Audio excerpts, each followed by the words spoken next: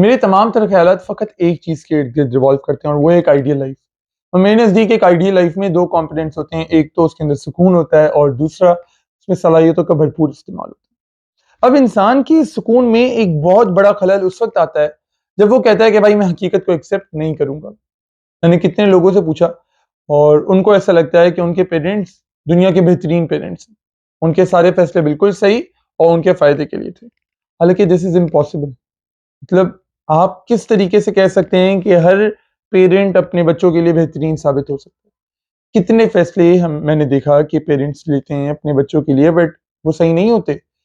In fact कितनी जगह पे सेल्फिशनेस नज़र आई, पेरेंट्स के अपने मफ़ाद ज़्यादा इम्पोर्टेंट नज़र आए उनको।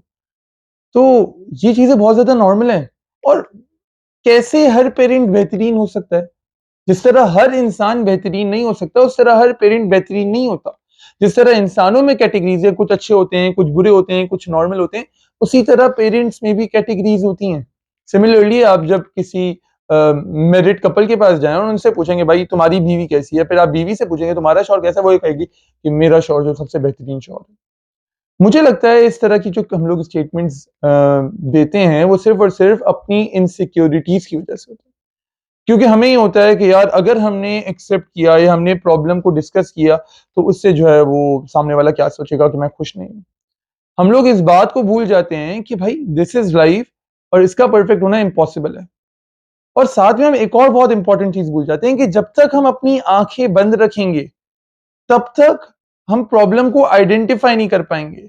जब तक हम प्रॉब्लम को आइडेंटिफ़ाई नहीं कर पाएँगे, हम उस प्रॉब्लम को सॉल्व नहीं कर पाएँगे। तो एक तरफ ये लोग हैं कि जो आँखें बंद करके अपने रिश्तेदारों को, अपने वालिदैन को, अपने शौहर को या अपनी बीवी को बेहतरीन कह रहे हैं।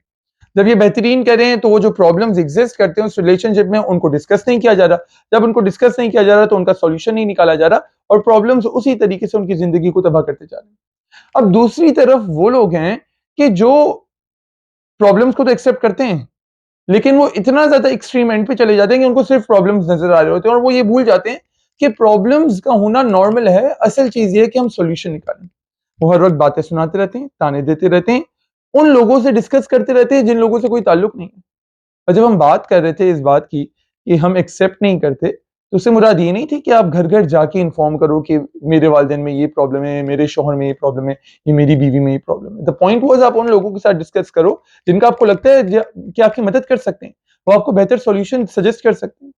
तो मैं बात कर रहा था कि एक तरफ वो लोग आ गए कि जो एक्सेप्ट ही नहीं कर रहे प्रॉब्लम्स को और दूसरी तरफ वो लोग हैं कि जो एक्सेप्ट तो कर रहे हैं लेकिन वो सिर्फ़ और सिर्फ़ प्रॉब्लम्स को रिपीट कर रहे हैं, बातें सुना रहे हैं, उनको इतना बड़ा-सा मसला बना के पेश कर रहे हैं। उनका टारगेट सॉल्यूशन ढूँढना नहीं है। अगेन इससे भी कोई फ़र्क नहीं पड़ता, इससे बदमज़गी मज़ीद बढ़ती है और प्रॉब्लम्स अपनी जो जगह है वहीं खड़े खड़े रहते हैं। तो अगेन आप अगर देखें कि ये 2 एक्सट्रीम एंड्स, इनके बीच का जो बैलेंस है वो क्या है कि आप अपने रिलेशनशिप में प्रॉब्लम्स को आइडेंटिफ़ाई करें, उनको डिस्कस करें, उनका सॉल्यूशन निकालें और फिर अपने प्रॉब्लम्स को हल करें। ये है आइडियल सिचुएशन जिसको हम अक्सर जो है वो भूल जाते हैं, इस पर अमल नहीं करते और अपनी ज़िंदगी को बिला वजह मुश्किल बनाते हैं। तो दिस इज़ हाई टाइम कि हम अब अपने प्रॉब्लम्स को एक्सेप्ट करना शुरू करें। हम इस बात को समझें कि कोई भी रिलेशनशिप परफेक्ट नहीं होता, चाहे वो माँ और बेटे का हो, बाप और बेटे का हो, मियाँ-बीवी का हो, बहन-भाई का हो। उसके अंदर प्रॉब्लम्स होंगे, आप उन प्रॉब्लम्स को एड्रेस करें, उनके सॉल्यूशंस के बारे में सोचें और फिर उनको ट्राई करें और जो सॉल्यूशन आपको ज़्यादा फ़ील हो कि बेहतर है, उस पर अमल करते रहें और देखिएगा कुछ टाइम का बाद वो आपके सॉल्यूशंस बिल्कुल काम आएँगे और वो प्रॉब्लम्स खत्म हो जाएँगे। तो I think this is very important और हम सबको इस बात को अंडरस्टैंड करना चाहिए।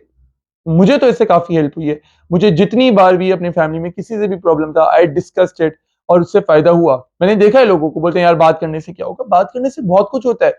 जब आप बात करते हो, आप सामने वाले को उभारते हो इस बात पे कि यार तुम मेरे लिए इम्पोर्टेंट हो और मैं चाहता हूँ कि ये प्रॉब्लम हल हो ताकि हम एक अच्छी ज़िंदगी गुज़ार सकें साथ। चाहे वो आपकी बहन हो, चाहे वो आपका भाई हो, चाहे वो आपके वालिद साहब हों। But this is very important आपका हर एक के साथ एक अच्छा रिश्ता होना चाहिए एंड फॉर दैट प्रॉब्लम्स को खत्म करना होगा और फॉर दैट आपको प्रॉब्लम को एक्सेप्ट करके डिस्कस करना होगा। तो आई होप आप लोगों ने मेरा मैसेज बिल्कुल सही तरीके से अंडरस्टैंड किया होगा एंड लेट्स होप कि एक पॉजिटिव चेंज आएगा वक़्त के साथ-साथ। Thank you so much.